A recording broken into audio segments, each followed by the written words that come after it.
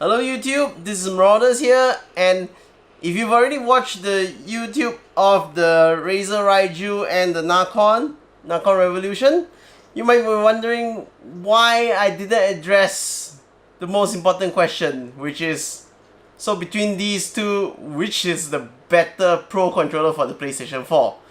Well, I figured that most people, this is a question that everyone wants, that is most important in everyone's mind, so I should just split out a separate video. Okay, so here we have the two controllers, the Nacon Revolution and the Razer Raiju. If you haven't watched the reviews, well, please do.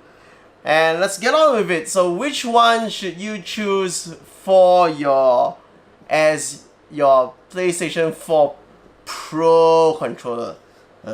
Personally, I don't like that term. Now, we'll start off with the most important question. If you want it cheap, the Nacon Revolution is definitely much cheaper than the Razer Raiju. Okay? Now, if you want a controller that has a nice build quality to it, the handling and everything, I personally like the feeling of the Raiju, probably because of all the grip thumbsticks and the grip. But of course, some people would like the fact that the Nacon Revolution, you can customize the weight of the controller. Some people might find that as a plus, so you might like that. Then we talk about the extra mappable buttons, okay, which are here on the Nacon Revolution, and we have the ones at the back and the ones here for the Raiju.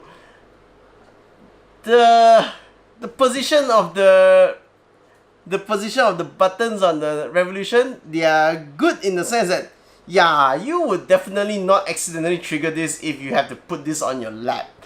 But in real gameplay, even though the extra bumpers might throw you off for a while on the Raiju, in real gameplay, I find that the Raiju fits the mold better. Okay? Now, customizability wise, the Revolution actually has an additional feature compared to the Raiju, which is the fact that you can actually adjust the sensitivity of the right thumbstick, the attack curves. That's useful to some people. So I guess if you do that, that's great. The Raiju also has not the Raiju. The Nacon Revolution also has 4 profiles, which is a plus to the Raiju's 2, but personally I don't find that as a real advantage, because would you really need 4? Okay, let's give it a point. But there's a big problem with the Nacon Revolution, which is that the fact that you can't do any customization on the PlayStation itself. You have to connect it to the PC, and then only you can customize all the things that I was talking about. You have to connect it to the PC to do the button remapping, to do the adjustment of the thing, to control everything. That's very bad. The fact that it's paramount that you are able to adjust settings in the game, test them in the game, and see how well it works for you immediately and very fast.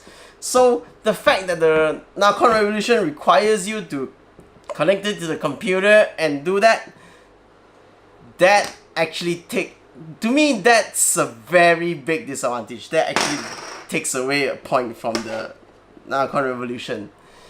Now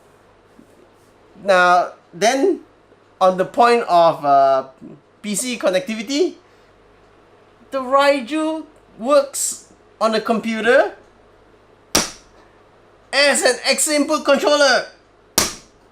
That's important to me. Some of you might say, why did I give 2 points for essentially one feature? But if you have both a PlayStation 4, if you play both PlayStation 4 and a PC, you will know how important it is, how great it is that you have a great X-input capable controller that can work on both the PlayStation 4 and the PC. Then of course, I guess if you are a person that goes around, you have this as the Nacon's carrying bag, and you have this as the Razer Raiju's carrying bag. Let's not even argue about that. The Raiju wins. So basically, let's see.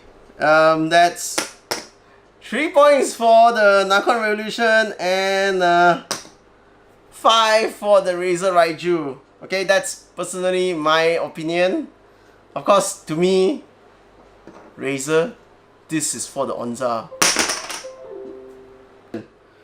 Okay, so the clear-cut winner for me is the Razer Raiju, not the Nacon Revolution. The fact that the Revolution needs the PC to configure the mapping buttons, that is like a total waste of the fact that it's a Pro controller.